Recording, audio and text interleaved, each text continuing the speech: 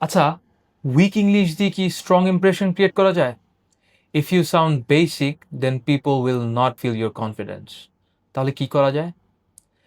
That is when we use strong action verbs. তাহলে action ভার্বটা কি?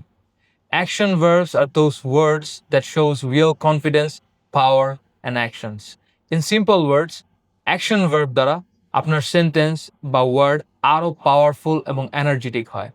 For examples, instead of using these weak action verbs like go, went, gone, get, try something a little more stronger.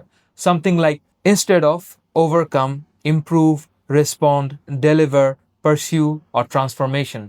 When you use strong action verbs, your English sounds more professional, powerful, and confident.